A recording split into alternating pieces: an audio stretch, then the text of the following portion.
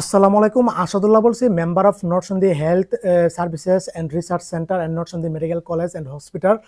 তো doctor consultancy থেকে আমি Asadullah TV dot BD YouTube channel থেকে আসাদুল্লাহ আছি তোমাদের সাথে এমবিবিএস পড়তে। আজকে যে বিষয় নিয়ে আলোচনা করবো সেটা হচ্ছে যে তোমরা বর্তমানে মেডিকেলে আসার পরে তোমরা যে সমস্যার সম্মুখীন হচ্ছ সেগুলি তো আমার জানা আছে। হ্যাঁ, তো মেডিকেলে হোস্টেলে ওঠার পরে তুমি কি কি সমস্যার সম্মুখীন হচ্ছ? প্রথম নাম্বার যে সমস্যার সম্মুখীন হচ্ছ সেটা হচ্ছে যে র্যাগিং। হ্যাঁ, তুমি কিন্তু র্যাগিং এর শিকার হচ্ছ। অজস্র জন আমাকে নক দিয়েছো, বলেছো ভাইয়া প্রত্যেকটা দিন আমাদেরকে র্যাগ দেওয়া হচ্ছে, আমাদেরকে ডাকানো হচ্ছে, ঘন্টার পর ঘন্টা দাঁড় করিয়ে রাখতেছে, আমাদেরকে পরিচয় পর্ব চাচ্ছে, হে লেনদেন সালাম কেন দেয়নি, মনে অনেক যাই ঝামেলা করতেছে। এটা প্রায় সব মেডিকেল কলেজে, প্রাইভেট হোক সরকারি হোক, তবে বিশেষ করে প্রাইভেটে এই জিনিসগুলি বেশি চলতেছে। দেখো, মেডিকেল কলেজে র্যাগিং তোমার ওইভাবে দেয় না, কিন্তু এটা সিস্টেমে দেয়। আমি কিন্তু আগের ভিডিওতে বলে দিয়েছি, এই 2-1.5 মাস আগেই। দেখো, তোমাদেরকে কি করবে, জুনিয়র বেচগুলি তোমাদেরকে ডাকিয়ে কি করবে, তোমাদেরকে পরিচয় পর্ব নিবে, নাম বলো এটা ওটা, তারপরে কোনো ভুল ভ্রান্তি ছোটখাটো ভুল ভ্রান্তি করলে এগুলি খুব জারাবে, একজন ভুল করলে পুরো বেচকে ডাকায় জারাবে।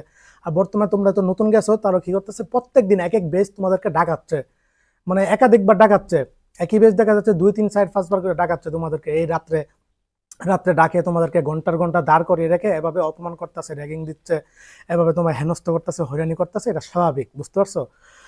তো বিষয়টা হলো যে, কিন্তু মানসিক শারীরিক কোনো অত্যাচার করবে না, মানসিক আঘাত করবে। শারীরিক অত্যাচার দাঁড় করে রাখবে ঘন্টার ঘন্টা, শারীরিক অত্যাচার না, কিন্তু সরাসরি হাত তুলবে না, বুঝতে পারছো? এটা সিস্টেম, এটা নিয়ম মেডিকেল কলেজে এমন। তবে এই জিনিসটা কর্তৃপক্ষের কাছে অনুরোধ, এই জিনিসটা না করা হোক। এখানে সবাই টাকা দিয়ে পড়ার জন্য আসছে, এসব র্যাগিং এর শিকার হওয়ার জন্য এখানে আসেনি। কিন্তু এটাকে র্যাগিং বলা হয় না, এটাকে বলা হচ্ছে যে নিয়ম কানুন তোমাদেরকে শিখাবে।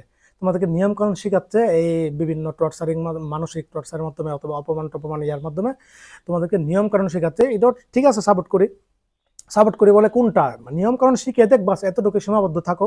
কিন্তু এই যে ঘন্টা ঘন্টা ইচ্ছা করে দাঁড় করে রাখতেছে, তোমাদেরকে এই অপমান করতেছে, এটা তো র্যাগিং এর অন্তর্ভুক্ত পড়ে। তো নিয়ম কানুন শেখানো উচিত, মেডিকেলে কিভাবে চলবা, হোস্টেলে কিভাবে চলবা, কিভাবে খাওয়া দাওয়া করবা, কিভাবে চলাফেরা আচার ব্যবহার করতে হবে, এটা নিয়মানুবর্তির মধ্যে পড়ে, এটা ঠিক আছে। কিন্তু তোমাকে এই যে বারবার ডাকাবে, আজকে ডাকাচ্ছে আবার কালকে ডাকাচ্ছে, আজকে ডাকায় মানে একদিন 2 দিন পর পর তোমাদেরকে ডাকাচ্ছে। বিশেষ করে মেয়েরা অনেক কমপ্লেন দিচ্ছে তোমাদেরকে নাকি এটা বেশি অতিরিক্ত করতেছে বিভিন্ন মেডিকেল কলেজে। তোমরা অতিষ্ঠ হয়ে গেছো, সমস্যা নয়, ধৈর্য ধরো, একদিন পরে এগুলো ঠিক হয়ে যাবে, বুঝতে পারছো? তোমরা যখন সিনিয়র হবা তখনও তোমরা জুনিয়রদের এভাবে ডাকে নিয়মকরণ শিখাবা। তো র্যাগিং জিনিসটা আমি সাপোর্ট করি না, এটা কখনোই ইয়া হয় না, কেন সবাই টাকা দিয়ে পড়ার জন্য এসেছে, এই জিনিসটা কোনোভাবে আমি মানে সাপোর্ট করি না, বুঝতে পারছো? আর হ্যাঁ, সালাম কালাম বিষয়গুলি মেডিকেলে খুবই সেন্সিটিভ বিষয়, এগুলি খুবই মাইন্ড না চলতে হবে। তুমি তোমার ক্যাম্পাসে তুমি জুনিয়র, তুমি সবচেয়ে জুনিয়র, সুতরাং যাকে দেখবা পরিচিত হোক অপরিচিত হোক সবাইকে সালাম দিবা, স্যার শিক্ষক ম্যাডাম ট্যাডাম ছাত্রছাত্রী যারা আছে, বুঝতে পারছো? তো এটা হচ্ছে আসল কাহিনী। একটু প্রথম দিকে একটু কষ্ট হবে, ধৈর্য ধরো, কিছু করার নাই। এটা হচ্ছে প্রথম নাম্বার সমস্যার সম্মুখীন হচ্ছ। যেমন আগামীকাল আইটেম, আজকে রাত্রে তোমাদেরকে ডাকে 2-3 ঘন্টা রাইকা দিল, এটা স্বাভাবিক হবেই। দেখবা যে কার্ডের সময় ডাকবে, টার্পের সময় ডাকবে। তারপরে ঘুমের সমস্যা হচ্ছে, হ্যাঁ এটা স্বাভাবিক, ঘুমের সমস্যা হবে মেডিকেল হোস্টেলে হলে, ঘুমের সমস্যা হবে। এখানে দেখবা যে এক রুমে 4-5-6 জন থাকো, 3-4 জন, 2 জন 4 জন 5 জন, কেউ ঘুমাচ্ছে 12টা বাজে, কেউ 1টা বাজে, কেউ 2টা বাজে, কেউ 3টা বাজে। আবার দেখতেছো যে তোমার পড়া হয়নি কিন্তু লাইট বন্ধ করা দেওয়া হচ্ছে 11টা 12টা বাজে, তখন তুমি হতাশায় পড়তেছো। তারপর অনেক দেখা যাচ্ছে যে আরেকজন রুমমেট ও রাতে 3টা বাজে ঘুমাবে, তো লাইট জ্বলাল কিন্তু তুমি ঘুমাতে পারতেছো না।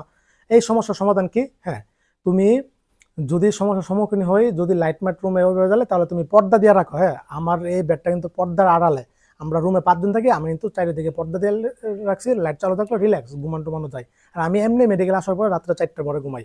তো যাক, সবার শেষে আমি ঘুমাই হোস্টেলে, পুরো হোস্টেলে এসে সবার শেষে আমি ঘুমাই, সব ঘুমাই সারলে আমি। তো তুমি এটা আড়াল দিয়ে পর্দা রাখতে পারো, ওদের আড়াল থেকে তুমি বাচ্চা গেলা, বুঝছো না? তুমি নিজের মতো করে পড়তে পারতেছো, ঘুমাইতে পারতেছো, খাইতে পারতেছো, সবকিছু করতে পারতেছো, দৃষ্টি আড়াল থেকে বাচ্চা গেলা, একইটা। আর দুই হচ্ছে ধরো তোমার লাইট বন্ধ করে ফেলতেছে 11টা 12টা বাজে, তোমার তো পড়তে হবে, লাইট বন্ধ কিভাবে পড়বা? হ্যাঁ, তাহলে তুমি ওই যে এই ব্যবহার করো, টেবিল লাইট ব্যবহার করো। এটা তখন, এটা কিন্তু নিয়ম আছে, এটা তখন আর কোনো সমস্যা নেই, তুমি টেবিল লাইট দিয়ে সুন্দরভাবে পড়তে পারো, কোনো সমস্যা নাই, বুঝতে পারছো?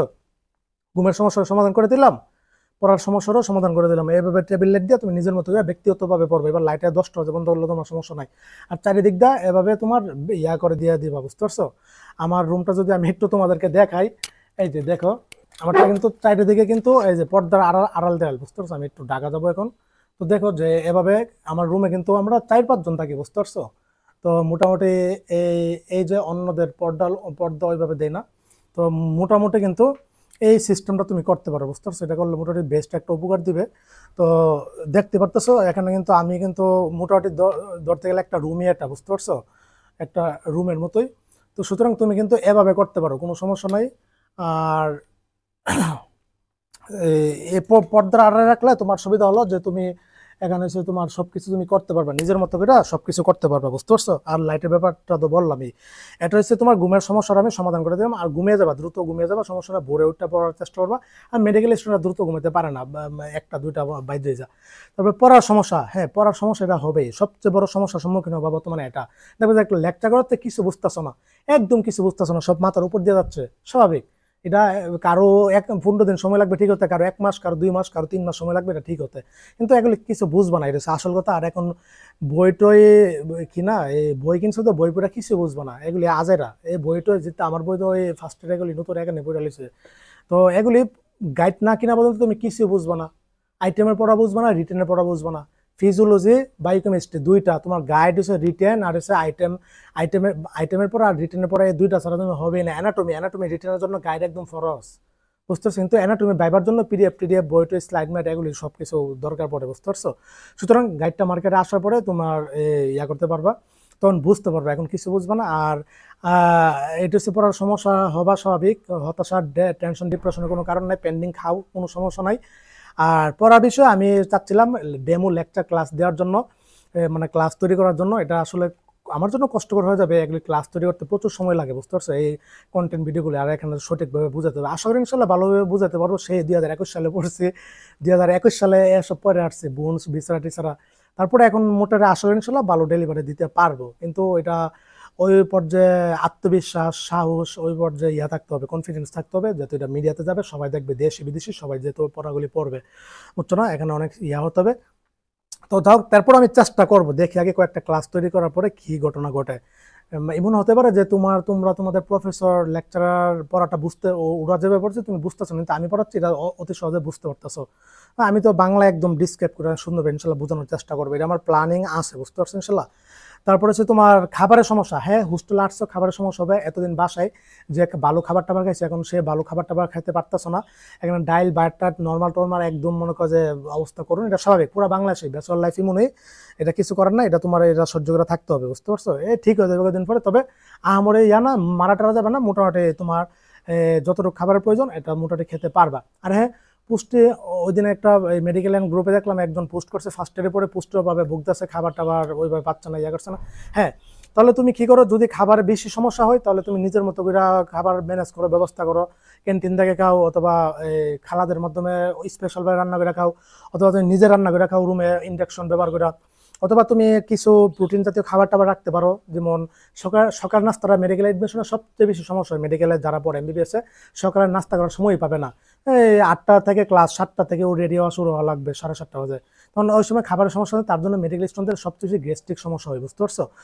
আর তখন সকালবেলা কিছু নাস্তা রাখো রুমের মধ্যে, কিছু খাবার টাবার, বিস্কুট টিস্কুট, রুটি মুটি, কলা টলা, এগুলি কিছু মানে এই খাবার টাবার রাখো, শুকনো খাবার টাবার, এগুলি খেয়ে যেন মোটামুটি ক্লাস করতে পারো। যখন ক্লাসের পরে যখন টিফিনের টাইম দিবে তখন তুমি নাস্তা করে নাও ক্যান্টিন থেকে অথবা বাইরে থেকে, দোকান থেকে, বাস এনাফ হয়ে যাবে, সকালের নাস্তাটা এভাবে হয়ে যাবে। আর দুপুরের নাস্তা তো খাবার তো আছেই, রাত্রে খাবার তো আছেই। আর হ্যাঁ, অনেক কষ্ট ভাই এমবিবিএস ফার্স্ট ইয়ার, আমার জীবনে আমি সবচেয়ে কষ্টের সময় কাটাইছি এমবিবিএস ফার্স্ট ইয়ার। অনেক ডিপ্রেশন, টেনশন, অনেক হতাশায় অনেক ভুগছি, অনেক কষ্ট করছি, তার জন্য এত কিছু বলতে পারি, বুঝতে পারছো? মুখে ভালো করছি, মানে অনেক পরিশ্রম করছি, তো এক সময় আল্লাহ তাআলা সহজ করে দিয়েছে মায়ের দোয়ায়। তো তোমরা এই সমস্যার সম্মুখীন হয়তো অনেকেই হবা, শেয়ার করবা, সমস্যা নাই, সমাধান করার চেষ্টা করবো ইনশাল্লাহ। আর একটা যে বিষয় সেটা হচ্ছে যে পড়ালেখা, ডিপ্রেশন কখন যায়, যখন দেখে যে পড়া বুঝতেছে না, পড়া পারতেছে না, পেন্ডিং আছে, ফেল করতেছে, তখন ডিপ্রেশনে যায়, বুঝতে পারছো? এই তখন হতাশা, ডিপ্রেশনে পরে কান্নাকাটি করে, অনেকে হয়তো এখনো কান্নাকাটি করতে, স্বাভাবিক। মেডিকেল আর্টস নতুন পরিবেশে আমি আগে বলছি এই সমস্যার সম্মুখীন হবো, অলরেডি কিন্তু হচ্ছে, এটা স্বাভাবিক। কয়েকদিন পর ঠিক হয়ে যাবে, সমস্যা না। পড়ালেখা আমরি কঠিন না, এগুলো সিস্টেম আছে, এগুলো আমি ধরে জীবনে কোনো সমস্যা না, এগুলো ইনশাল্লাহ ঠিক হয়ে যাবে, বুঝতে পারছো? আর এই যে আমি 4টা মেজর সমস্যার কথা বললাম, এগুলি নিজের মধ্যে রাখবা, পরিবার, মা বাবা, ভাই বোন, পরিবার, আত্মীয়স্বজন কারোর সাথে শেয়ার করার দরকার নাই, তখন তারাও টেনশনে। তুমি যে এমনি হতাশা, ডিপ্রেশনে, টেনশন আছে, তখন তারাও কিন্তু টেনশন করবে। এটা কিন্তু অনেক জিনিসটা অনেক কষ্টকর হয়ে যাবে। নিজের মধ্যে রাখো, কয়েকদিন পর ঠিক হয়ে যাবে। আমি এত কিছুর মধ্যে ছিলাম, নিজের মধ্যে রাখছি, কারোর সাথে শেয়ার করিনি, পরিবারের সাথে।